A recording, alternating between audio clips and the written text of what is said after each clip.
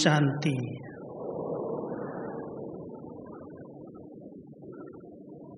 हम सब प्यारे बाबा की आज्ञाओं को पालन करते हुए अपनी अपनी झोली वरदानों से, दुआओं से भर रहे हैं। हम सब जानते हैं कोई भी विघ्नों का हल, कोई भी प्रकार की समस्याएं अगर आती हैं तो दुआएं उसमें बहुत सहयोग देती हैं पार कराने में। दुआओं का स्टॉक हम सब के पास फुल हो। और सबसे पहले एक बहुत सुंदर गीत बना हुआ है,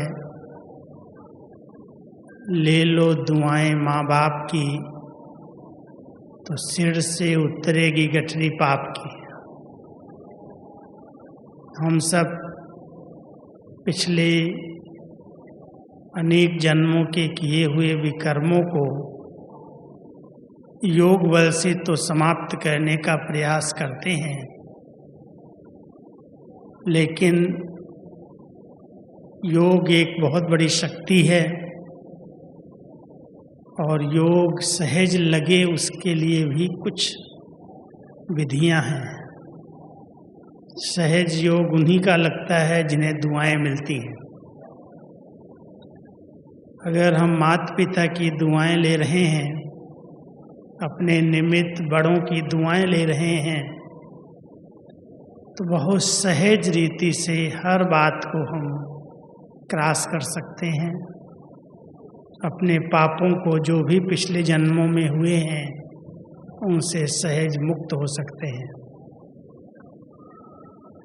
बाबा के घर में मुझे भी सेवा करते हुए आज 47-48 साल हुए, लेकिन सदा एक ही लक्ष्य रखा है। हमारे माता पिता और हमारी निमित्त दादियाँ, हमारे वरिष्ठ भाई सदा हमें दुआएं देते रहे, और दुआएं लेने का सबसे अच्छा साधन है हर बात में हाँ जी कर लेना। बाबा कहते हैं और कोई भी विशेषता हो या न हो, लेकिन हाँ जी करने से बड़ों की दुआएं मिल जाती हैं। सब काम अपने आप वो दुआएं सहज करा देती हैं। यही अनुभव शुरू से लेकर के आज तक मेरा अपने मधुबन में रहते हुए हर कार्य में यही रहा है कि सदा दुआएं मिल रही हैं, और उन दुआओं के कारण कोई भी कार्य में मेहनत, मुश्किल, कठिनाइयों का अनुभव नहीं होता। ऐसे लगता है बड़ों ने कहा है अपने आप सब कुछ हो जाएगा, मुझे सोचने की भी ज़रूरत नहीं है, क्योंकि उनकी दुआएं हमारे साथ हैं। कोई भी विशेषताएं लेकर के हम लोग नहीं आए मधुबन में। बाबा के घर में ही सब कुछ सीखा है। 14-15 साल की उम्र में स्कूल की ही लाइफ से बाबा के घर में आ गए, और बाबा के घर में जो भी सेवाएं मिली सदा यही लक्ष्य रहा कि बड़ों ने अगर सेवाएं दी हैं तो शक्ति भी दे देंगे। और उसी अनुभव के आधार से 10-11 साल तक यज्ञ में कर्मणा सेवाएं, हर प्रकार की सेवाएं यज्ञ की, चाहे वो धोबी घाट था, चाहे पानी गर्म करना, भोजन लकड़ियों पर, चूल्हों पर बनाना, सब कमरों की सफाई करना, नाइट ड्यूटी करना। जबकि लौकिक जीवन में कभी कोई काम किए नहीं थे, लेकिन मधुबन में तो यही सेवाएं थी उस समय। और हम बहुत थोड़े भाई बहनें ही समर्पित थे। मैं जब आया हूँ तो मधुबन में केवल 30-40 भाई बहनों का ग्रुप था, जिसमें अधिकतर जो शरीर से रिटायर बहनें माताएं बुजुर्ग थीं। बुजुर्ग माताओं को ही बाबा रखते थे, बाकी जो सेवा के लायक थे कहते थे अभी जाओ सेवा करो, यहाँ रहने के क्या जरूरत है।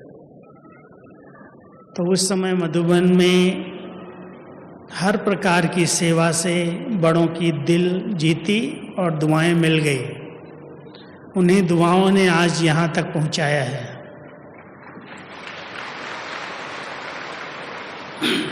आप सभी बाबा के बच्चे बाबा की कुछ मूल आज्ञाओं को स्मृति में अगर रखेंगे तो परिवार की भी दुआएं और बाबा की भी दुआएं सहज मिल जाएंगी। बाबा की दुआएं लेने के लिए बाबा की पहली आज्ञा है, जितना हो सके आत्म अभिमानी, देही अभिमानी बनने का पुरुषार्थ करो, क्योंकि सभी दुखों की, सभी विकारों की जड़ देह अभिमान है। आत्मा इस देह अभिमान के कारण अपने संस्कारों से जकड़ गई है और उसके कारण ही कुछ ऐसे कर्म हो जाते हैं जो हमारे साथी, हमारे समीप वाले, हमारे बड़े हमें दुआएं नहीं देते, लेकिन उनके मुख से भी कभी कभी बद्दुआ निकल जाती है। इसलिए बाबा की पहली आज्ञा, आप सभी इस बात को अंडरलाइन करना कि मुझे देही अभिमानी, आत्म अभिमानी बन करके रहना है। आत्मा मालिक है और मालिक इन कर्मेंद्रियों को जैसे चाहे वैसे चलाए। ऐसे नहीं कह सकते हैं कि मैं चाहता नहीं था लेकिन मेरे मुंह से निकल गया, मेरे हाथ चल गए, मैंने बुरा देख लिया, बुरा सोच लिया, बुरा बोल दिया। ये परवश स्थिति बाबा के राजयोगी बच्चों की नहीं हो सकती। जो राजयोग का अभ्यास करते हैं, मन, बुद्धि, संस्कार, आँख, नाक, मुख, कान, हाथ, ये जो मुख्य कर्मेंद्रियां हैं, उन पर उनका शासन रहता है।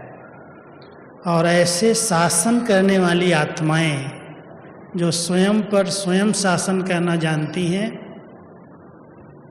बहुत सोच समझ करके बोलती हैं, करती हैं, उन्हें कभी किसी की बद्दुआएं नहीं मिलती। हम सब इस बात को बहुत अंडरलाइन करें कि बाबा की पहली आज्ञा पर हम कितना चल रहे हैं, और दूसरी आज्ञा है मन मना भव। तो मुझे ही याद करो, एक बाबा दूसरा न कोई। कोई भी देहधारी आत्माएं कितनी भी स्नेही हैं, सहयोगी हैं, समीप हैं, लेकिन कोई भी देहधारी के अंदर फंसना नहीं। सबका दाता राम भक्ति में भी कहते हैं, सबको ऐसा बनाने वाला कौन है उसको याद करना। अगर कोई विशेष आत्मा है तो वो विशेषता उस विशेष आत्मा के अंदर आई कहाँ से, देने वाला कौन है। इसलिए विशेषताओं को देखने का चश्मा पहनना बहुत अच्छा है, लेकिन किसी भी आत्मा की विशेषता मुझ आत्मा को अपने प्रभाव में, दबाव में न ले आए। उस विशेषता को देखकर उस विशेष बनाने वाले की याद आ जाए। ये बाबा की कई मुख्य आज्ञाएं हैं, और जो आज्ञाकारी होकर के रहते हैं उन्हें सबकी दुआएं मिलती हैं। आवश्यक है हम अपने इस ब्राह्मण परिवार में अपनी निमित्त बड़ी बड़ी बहनों से दुआएं अवश्य लें। बहुत सहज योगी जीवन, बहुत निर्विघ्न जीवन का अनुभव अगर करना है तो 5-6 अपने संगठन के अंदर 5-6 बातों पर ध्यान देने की बहुत आवश्यकता है। पहली बात बाबा कहते हैं, इस परिवार के अंदर हर एक नम्रता का कवच पहन करके रहो। जैसे सुरक्षा के लिए कवच पहन लिया जाता था पहले ज़माने में, जो बुलेट प्रूफ होता था, गोली की अगर कोई मारे तो अंदर न जाए। ऐसे ही हर ब्राह्मण आत्मा को नम्रचित्त, निर्माण चित्त बनकर नम्रता का कवच पहन करके रहना है। कुछ भी हो, कैसी भी बातें लोग कहें करें, लेकिन वो बातें तीर की तरह, गोली की तरह अंदर न चली जाएं। उसमें सेफ्टी का साधन कवच है। अगर वो बातें अंदर ले ली गई, मन के अंदर चली गई, चिंतन चल गया, तो उसने एक कहा और मैं रिटर्न में 2 कह दूंगा। कहते उसने ईंट मारी, हमने उसकी जगह पर पत्थर उठा लिया। इसलिए दुआएं लेने का साधन है नम्र चित्त, निर्माण चित्त, निरहंकारी बन करके रहना। बाबा की दूसरी आज्ञा है अपने परिवार में सभी बच्चों के लिए, बच्चे अपने सम्मान में जरूर रहो,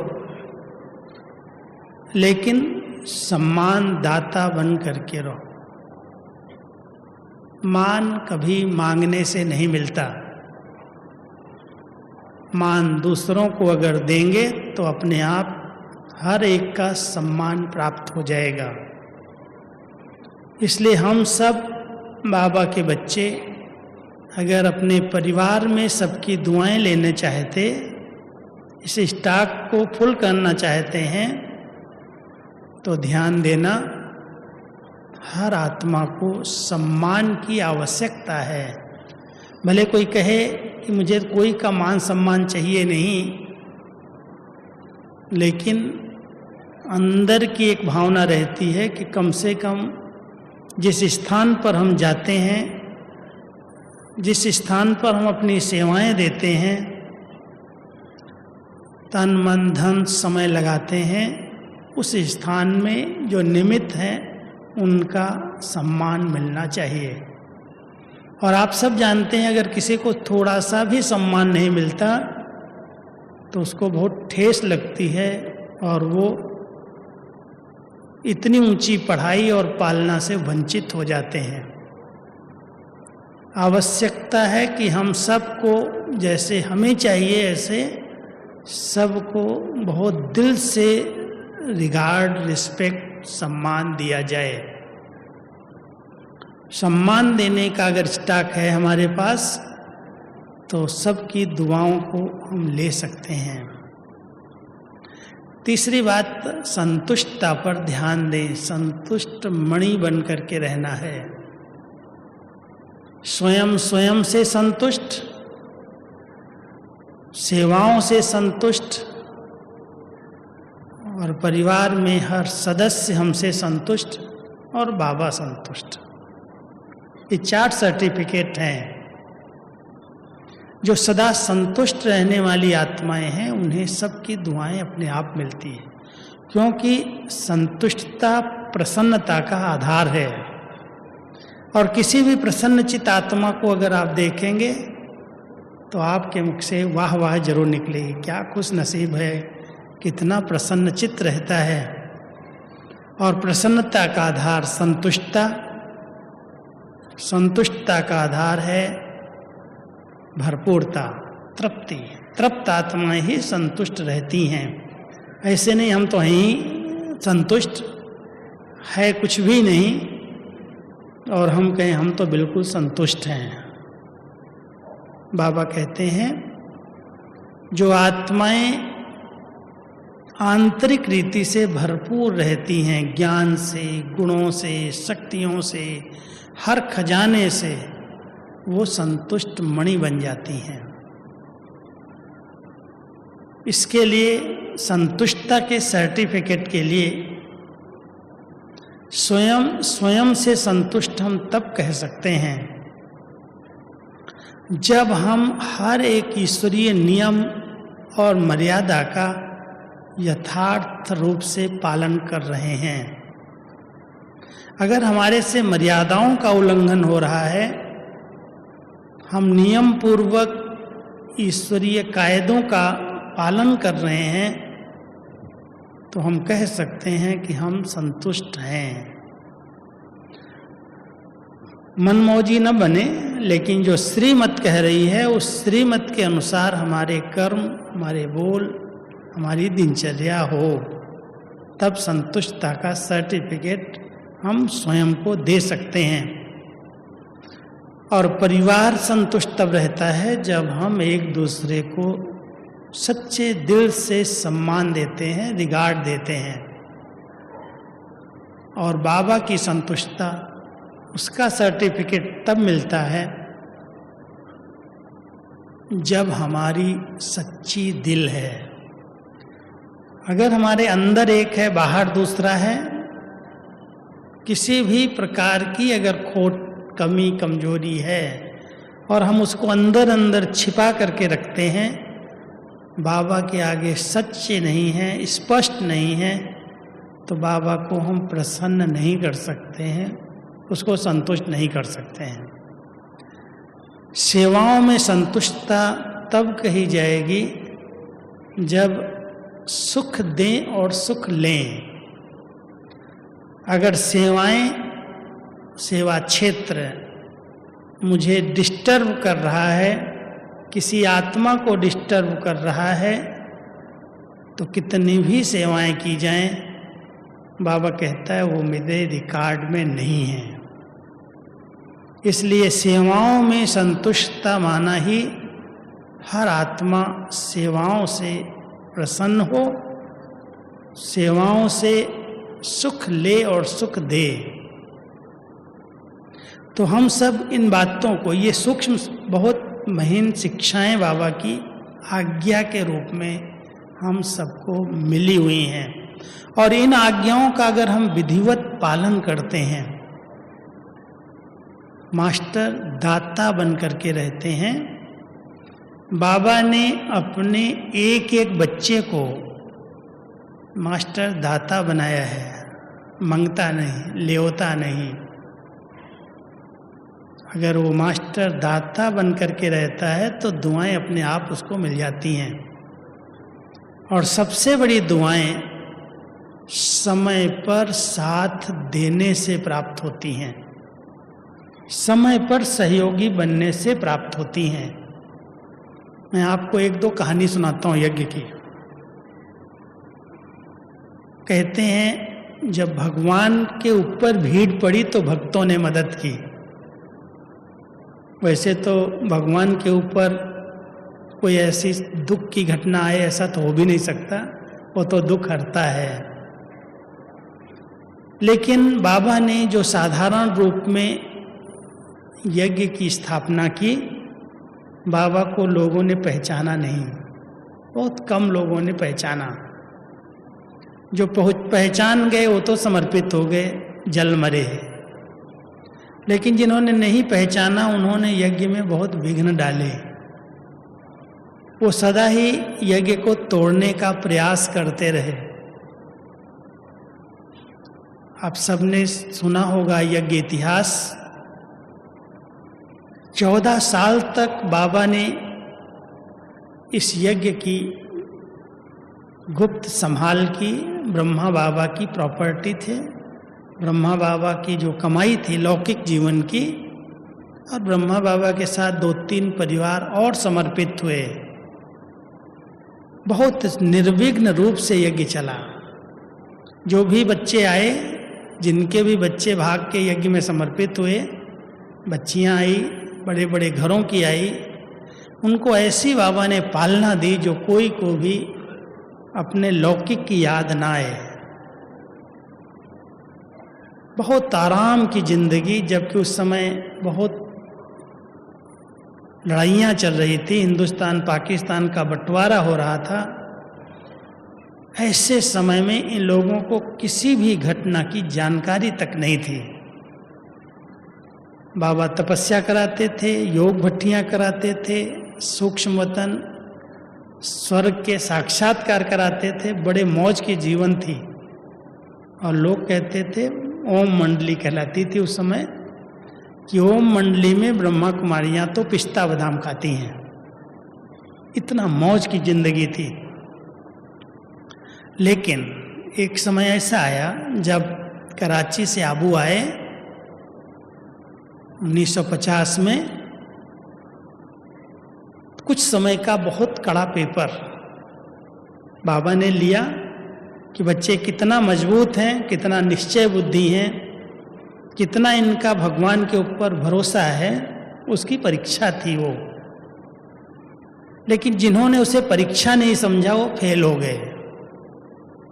कुछ लोग वहाँ से तो साथ में आए, लेकिन यहाँ पर जो पेपर शुरू हुए, एक तो कराची से, गर्म देश से, समुद्र के किनारे से पहाड़ पर आए, तो पहाड़ की ठंडी, जैसे इस समय अगर माउंट आबू आप जाएं तो बहुत फाग है, बहुत बरसात है, बहुत ठंड है।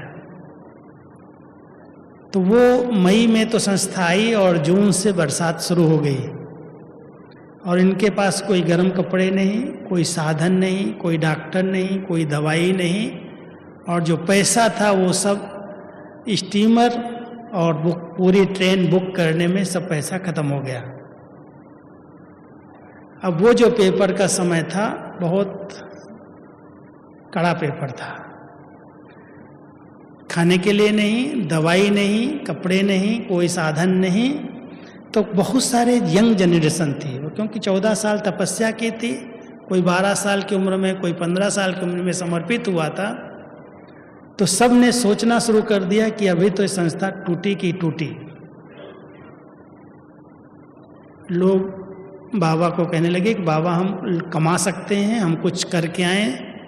और बाबा कहे, बच्चे जिस दुनिया से तुमने मुख मोड़ा है उस दुनिया में जाने की कोई आवश्यकता नहीं। पेपर था, लेकिन जिनको पक्का निश्चय नहीं था वो तो कुछ खिसक गए। लेकिन बहुत पक्के बच्चे जो थे उन्होंने कहा, बाबा मरेंगे जिएंगे लेकिन आपके दर पर ही रहेंगे।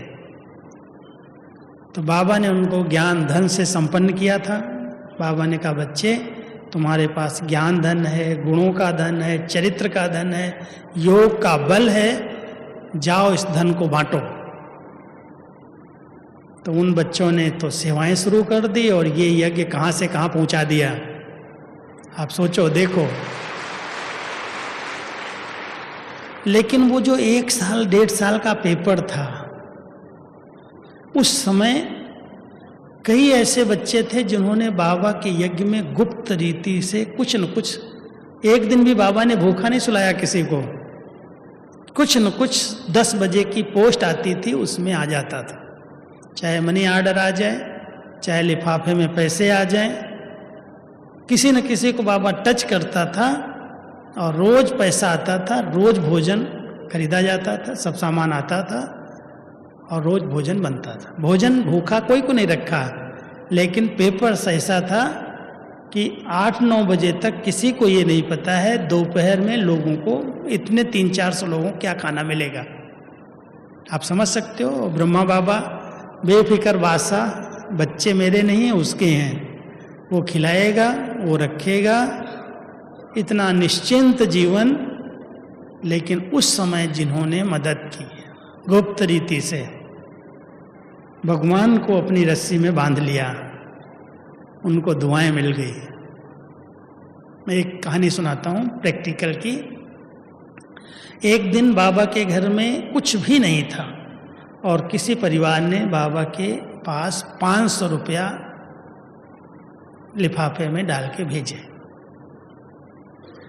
उससे सब साधन आए, सामग्री आए, भोजन बने, क्योंकि उस समय तो 500 रुपया बहुत बड़ी बात थी। 1974-75 में 75, जब मैं यहाँ आ चुका था, उस समय उस परिवार, हम लोगों को पता नहीं था कुछ भी, जिस परिवार ने उस समय मदद की थी वो पूरा परिवार, उसके मम्मी पापा, उसके बच्चे भाई बहनें, बहुत बड़ा परिवार है सिंधी परिवार। वो बहुत बड़ा परिवार बाबा से मधुबन में ऐसे ही रिफ्रेश होने के लिए आया था।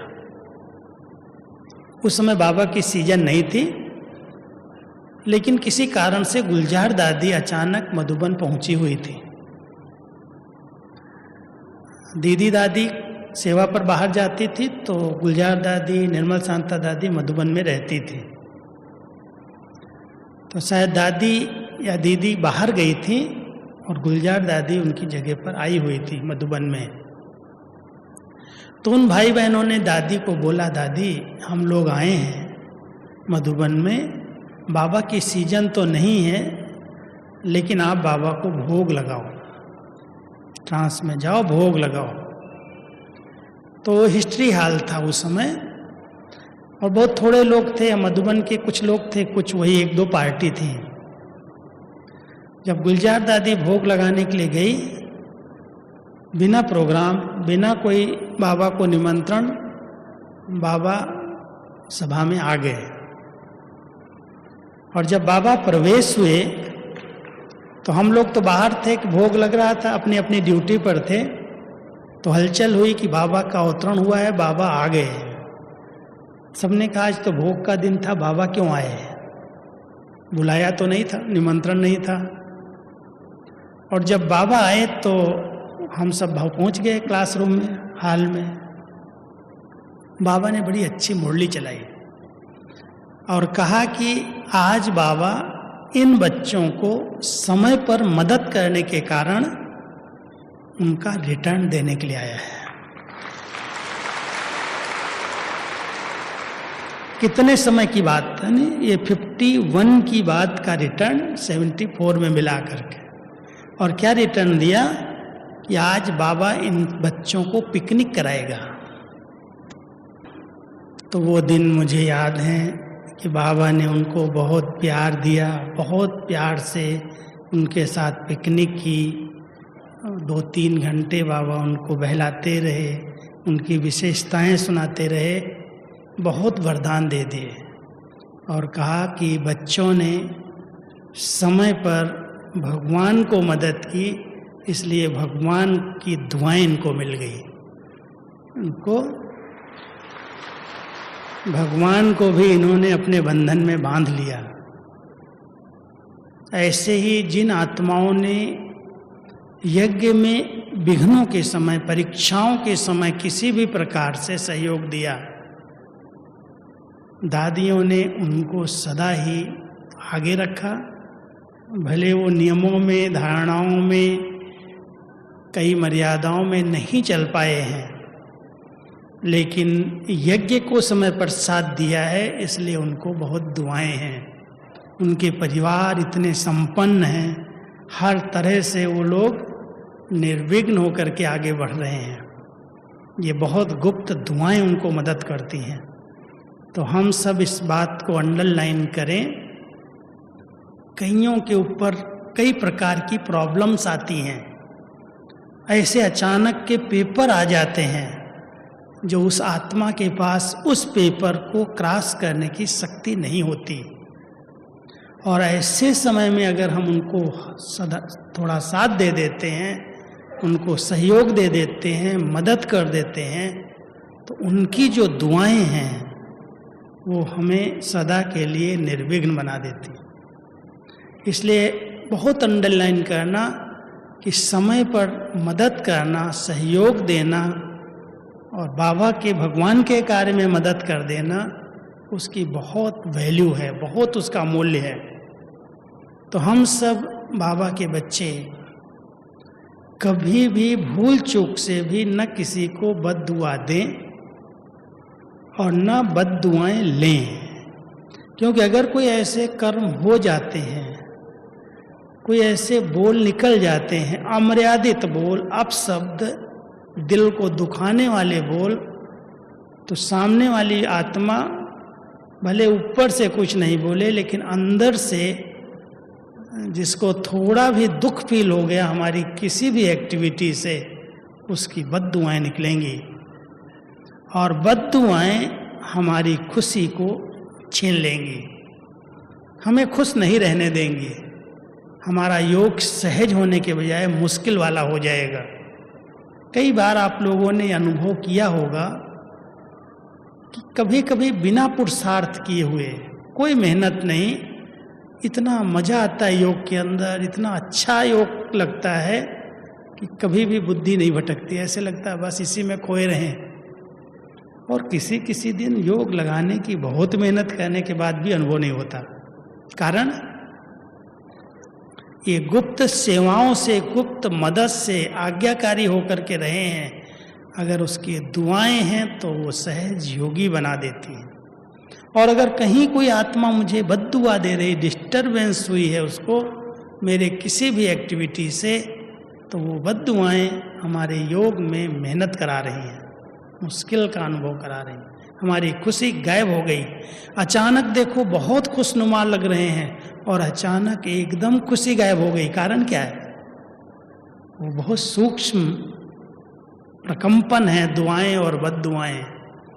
जो आत्माएं, देखो कोई कोई बच्चे को देखो, जन्म लेता है छोटा बच्चा, कुछ उसको पता नहीं है, लेकिन एकदम से अननोन होकर के हंसने लगता है, खुशी में झूमने लगता है, खिलखिला उठता है। कारण पास्ट जन्म में जिसको सुख दे के आया है, मदद दे के आया है, जब उसको याद करता है, कोई दुआ देता है, तो वो बच्चा छोटेपन में भी बिना किसी प्रभाव के हंस रहा है, खुश हो रहा है।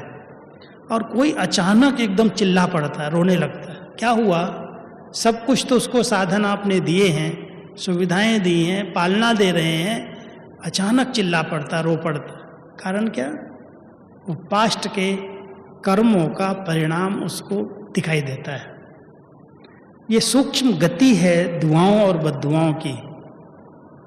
हम सब इस ब्राह्मण जीवन में ज्ञानी तो आत्माएं हैं, बहुत अटेंशन देने की आवश्यकता है कि ऐसे कोई कर्म न करें। कल बाबा का एक बहुत अच्छा स्लोगन था मुरली के अंदर, अगर कोई बच्चे तुम्हें निंदा कर रहा है, ग्लानि कर रहा है, तो उसको सहन कर लो, संभालो।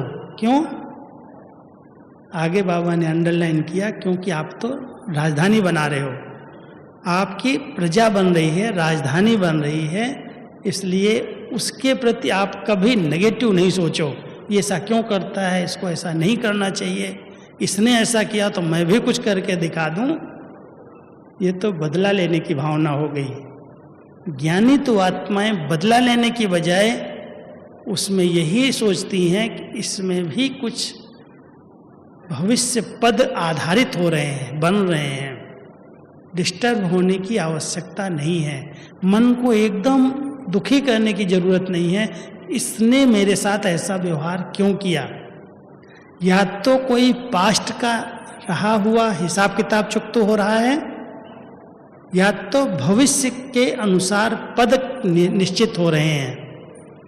इस ज्ञान को, इस राज को समझने वाली आत्माएं कभी भी स्वयं को किसी की एक्टिविटी से डिस्टर्ब नहीं करती, और जो खुद डिस्टर्ब नहीं होते हैं, दूसरों को डिस्टर्ब नहीं करते हैं, उनको बाबा की गुप्त दुआएं मिलती हैं।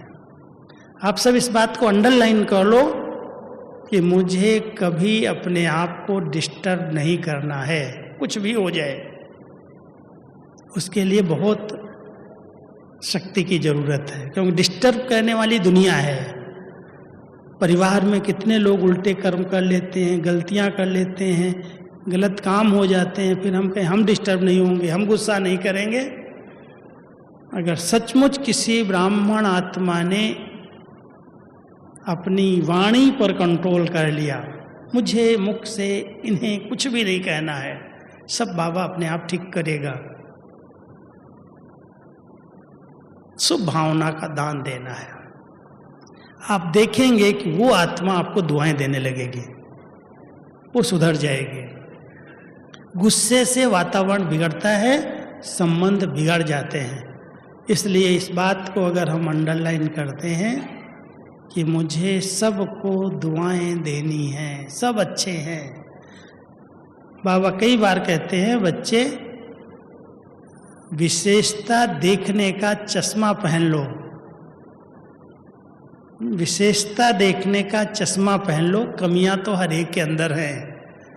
अगर हम किसी की कमियों को देखेंगे तो हमारे पास उन कमियों का स्टॉक जमा हो जाएगा, और अगर हम सब ने हर एक की विशेषता, एक की एक भी विशेषता देख ली, तो जितने संबंध संपर्क में आएंगे उनकी विशेषताओं का स्टॉक हमारे पास जमा हो जाएगा, हम विशेष आत्मा अपने आप बन जाएंगे। तो इसलिए हर एक ब्राह्मण आत्मा को बहुत ऊंची भावना से अपने इस लौकिक और अलौकिक परिवार में केवल हर एक की 5 विशेषताएं भी देखो। मैं कभी कभी कहता हूँ आप सब 5 लोग अगर साथ रहते हो, 5 का 10 का 15 का परिवार है, आप उनकी 5-5 विशेषताएं जरूर लिख के रखो, नोट करके रखो। एक की विशेषता दूसरे की विशेषता से नहीं मिलेगी, क्योंकि ड्रामा ऐसा है जो बाबा कहता है जैसे चेहरा शकल एक की दूसरे के साथ नहीं मिलती, इस ड्रामा के अंदर संस्कार और विचार भी एक के दूसरे के साथ नहीं भेंट खाते, वो भी अलग अलग हैं। ऐसे ही हर आत्मा की विशेषताएं भी अपनी अपनी हैं, और अगर हर एक की विशेषता को देख करके उसी तरह उसे सेवा में लगा दिया जाए, कितना सेवाओं का विस्तार होगा। आज जो बाबा का यज्ञ इतना विस्तार को पाया है, मैंने शुरू से आज तक देखा है कि हर आत्मा की अपनी विशेषता, और भगवान ने उस विशेषता को ही यूज किया है। अगर बाबा ने एक बार मुरली चलाई थी कि 36 गुण गाए हुए हैं, और उन 36 गुणों में किसी के पास 35 अवगुण हैं, एक गुण है, एक विशेषता है, तो भगवान की नजर उस एक विशेषता पर गई, और उसने उस एक विशेषता को इस सेवा में लगा करके उसे विशेष आत्मा बना दिया। उसकी सारी कमी कमजोरियां अपने आप समाप्त हो गई। ताली तो बजाई है, लेकिन इस बात में हमें भी फॉलो फादर करना है। अपने परिवार के अंदर जो टकराव की स्थितियां पैदा होती हैं, उसका कारण है कि हमें उनकी विशेषता नजर ही नहीं आती। समझते हैं ये ऐसा है, ये ऐसा है, ये ऐसे करता है, ये ऐसे करता, सब कमियां ही दिखाई देने लगती हैं। और जब सबकी कमियां ही देखते रहेंगे तो उनको हम कभी विशेष आत्मा बना ही नहीं सकेंगे। हर आत्मा की कोई ना कोई विशेषता है, कोई में हिम्मत है, कोई में निश्चय है, कोई में दृढ़ता है, कोई में सत्यता है, कोई में बहुत स्नेह है। किसी भी प्रकार की कोई ना कोई क्वालिटी, कोई ना कोई विशेषता हर एक आत्मा अपने साथ लेकर के आई है। और अगर हमने उस विशेषता को देखा और उसी प्रकार से उसको सम्मान दे दिया, और उसने उस बीज को, उस विशेषता को इस सेवा में लगा दिया, तो एक विशेषता पूरे वृक्ष को, विशेषताओं के वृक्ष को ले आएगी। सब विशेषताएं उसके अंदर आएंगी और उसकी सब कमियां अपने आप धीरे धीरे निकल जाएंगी। एक विधि है।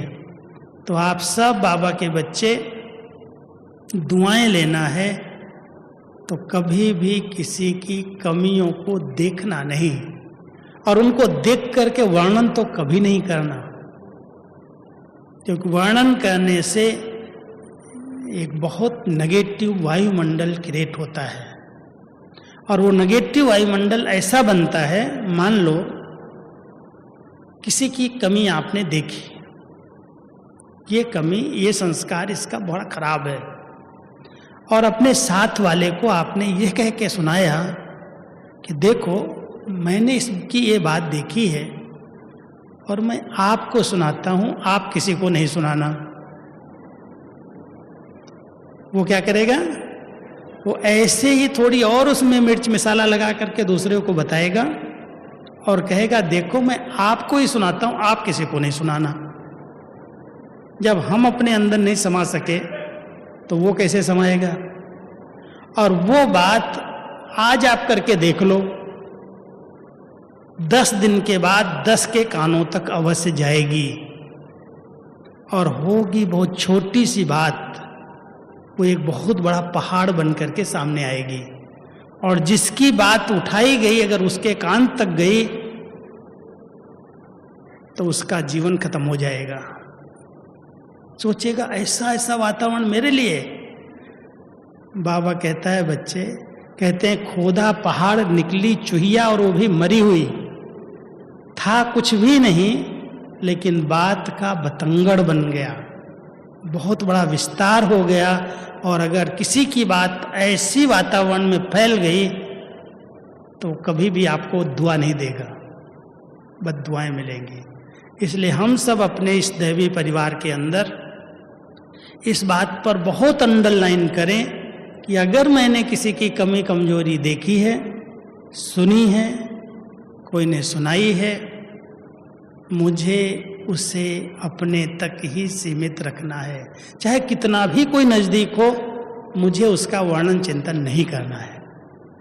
मेरे से लोग एक प्रश्न पूछते हैं कि आप अपने बड़ों के, दादियों के इतना समीप कैसे आए, जो आपको सभी पत्रों का, जो भी यज्ञ की इंटरनल कारोबार है उसमें सम्मिलित होने का, हर बात में साथी बनने का भाग्य मिल गया।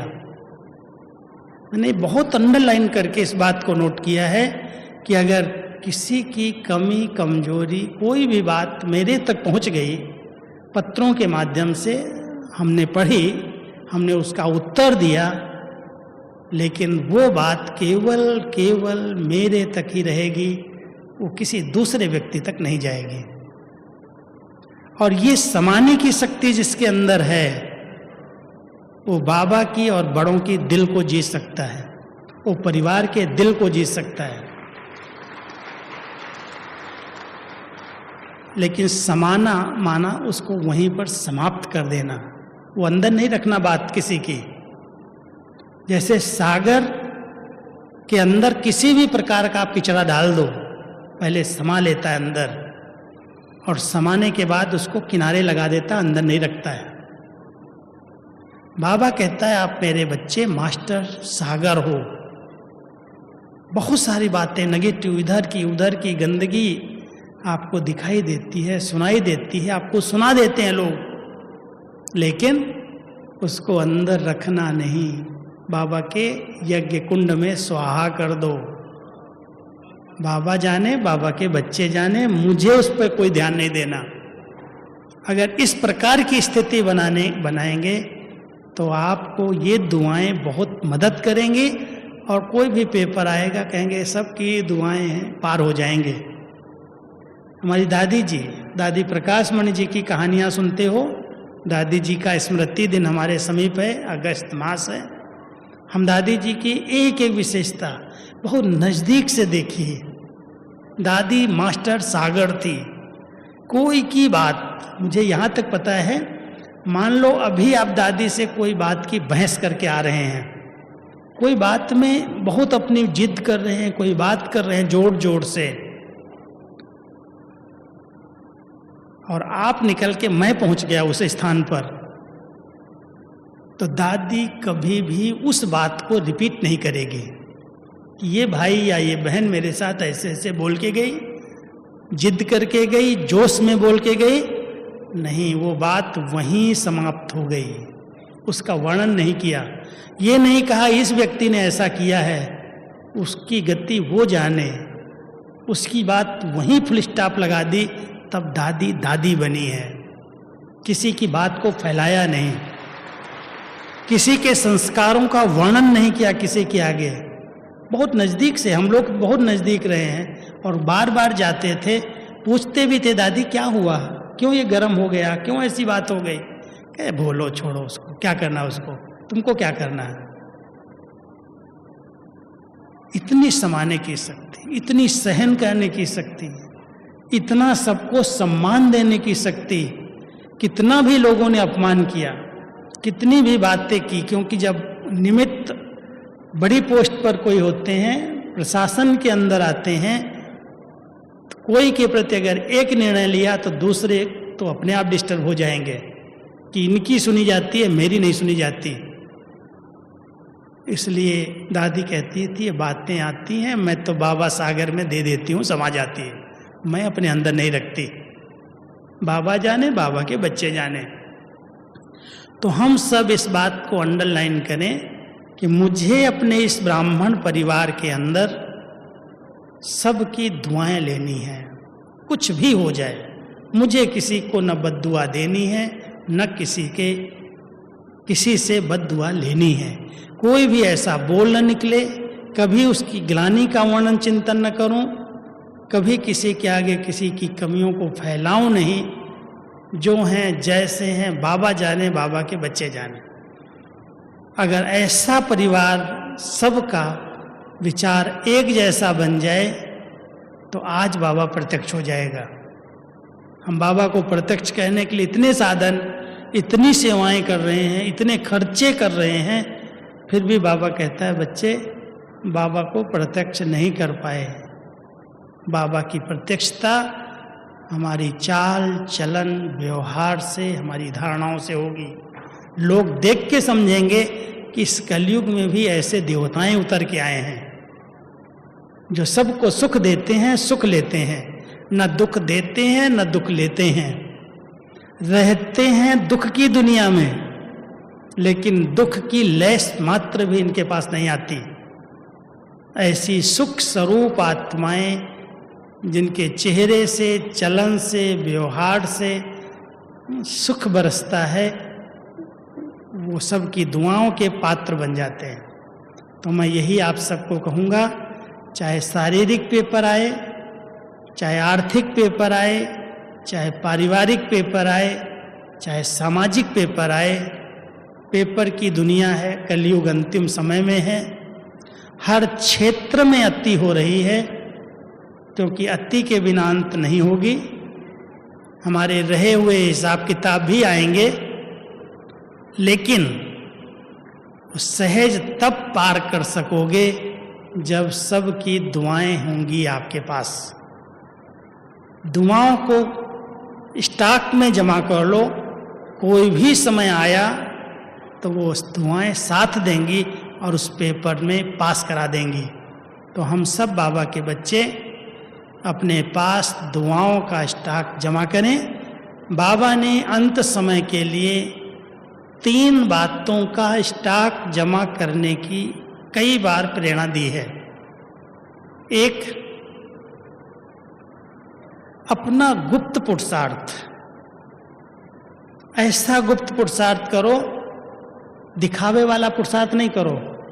भाई ये तो बैठ गया योग में, तो 2 बजे उठ गया, 3 बजे उठ गया, एकदम मुख का मौन ले लिया, बोलता नहीं है। कई लोग दिखावे वाला पुरुषार्थ करते हैं, लेकिन अंदर अंदर तूफान चलते रहते। गुप्त पुरुषार्थ करके जो प्रारब्ध बनाना चाहो बना लो। पहला स्टॉक है गुप्त पुरुषार्थ द्वारा श्रेष्ठ प्रारब्ध। और गुप्त पुरुषार्थ की एक बात सुनाता हूं। गुप्त ही गुप्त मैं आत्मा पुरुष इस रथ पर विराजमान हूं। इन कर्म इंद्रियों से कर्म कराने वाली मैं आत्मा करावनहार हूं। मैं इन कर्म इंद्रियों से कर्म करा रही हूं और बाबा करावनहार बनकर मुझ करनहार आत्मा से कर्म करा रहे हैं। डबल करावनहार की स्मृति निरहंकारी बना देगी, नम्रचित बना देगी, कर्म इंद्रिय जीत बना देगी। ऐसा गुप्त पुरुषार्थ करने से बहुत ऊंची और अच्छी प्रारब्ध अपने आप बन जाती है। किसी की प्रारब्ध से भेंट नहीं करो। पता नहीं इसको ये साधन मिले हैं, ये सब पूछते हैं, सब सुख मिले हैं। इसका बड़ा पता नहीं, पुरुषार्थ तो कुछ करता नहीं, लेकिन ये सब प्राप्तियां इसको कैसे हो गई। वो गुप्त पुरुषार्थ से प्रारब्ध बना रहा है। तो हम सब पहला ध्यान दें, गुप्त पुरुषार्थ करके अच्छे से अच्छी प्रारब्ध बने, समय पर साथ देकर बाबा के आज्ञाकारी बनकर निमित्त आत्माओं को हाजी करके दुआएं जमा कर लें, वो समय पर साथ देंगी और बहुत गुप्त रीति से गुप्त दान महापुण्य, पुण्य की पूंजी साथ जाती है। इस बात को आप सब अंडरलाइन कर लो। बाबा कई बार कहते हैं कि कुछ भी अंत समय में साथ नहीं जाता। जो चीजें कमाई हैं, धन है, वैभव है, घर है, दुकान है, मोटर गाड़ियां, बहुत साधन इकट्ठे किए हैं, लेकिन वही सिकंदर वाला हाल होगा। जब जाने लगा तो कहने लगा, आप मेरे कफन से मेरे हाथ बाहर कर दो, देखें सब कि मैं कुछ भी लेके नहीं जा रहा हूं। साथ कुछ भी जाता नहीं, हम सब जानते हैं क्या जाता है। पुण्य की पूंजी, जो अच्छे संस्कार अर्जित किए हैं, जो हमने पुण्य अपने इस जीवन में कमाए हैं, वो अगले जन्म में साथ देते हैं, वो पूंजी साथ रहती है। तो इसलिए पुण्य की पूंजी जमा करने की विधियां सीख जाएं हम सब। क्या विधि है? गुप्त दान महापुण्य। ऐसी सेवाएं करें गुप्त रीति से। बाबा कई बार साकार ब्रह्मा बाबा का मिसाल देते। साकार ब्रह्मा बाबा ने श्री नारायण का पद कैसे प्राप्त किया? नर ऐसी करनी करे जो नारायण बने। तो ये नर श्री नारायण बने हैं, नंबर 1 विश्व महाराजन। लेकिन किस कर्मों के आधार से बने? आप बाबा की मुरलियों से समझते हो। साकार बाबा की मुरलियों में ब्रह्मा बाबा और शिव बाबा के डायलॉग है, और उस डायलॉग के अंदर ब्रह्मा बाबा अपने अनुभव सुनाते हैं, शिव बाबा ज्ञान रतन देते हैं। किसी भी वाणी के अंदर बाबा ने ये नहीं वर्णन किया कि मैंने भी कुछ किया है। बच्चे, इसको याद नहीं करना, इसकी महिमा नहीं करना, इसका फोटो नहीं रखना। कभी भी किसी से शहर में जाते थे, कभी मिलने के लिए, रिसीव करने के लिए भीड़ नहीं आना, कभी फूल नहीं लाना। ये ब्रह्मा तो पतित है, इसके द्वारा तुमको कुछ नहीं मिलता। इतना गुप्त पुरुषार्थ, इतनी बड़ी हस्ती होते हुए भी, शिव बाबा के नेक्स्ट टू गॉड होते हुए भी, उसने कभी अपनी महिमा स्वीकार नहीं की। और इतना सब कुछ किया, 14 साल तक यज्ञ चला, लेकिन कभी नहीं कहा कि ये मेरी कमाई से चल रहा है। इतना गुप्त दान कर लिया जो भविष्य के अंदर से लक्ष्मी को देने वाला श्री नारायण बन गया। दुनिया में श्री लक्ष्मी से धन मांगते हैं लोग, और बाबा कभी कभी रमणीकता से कहते हैं, श्री लक्ष्मी लाती कहाँ से है? वो भी तो श्री नारायण से ही लेती है।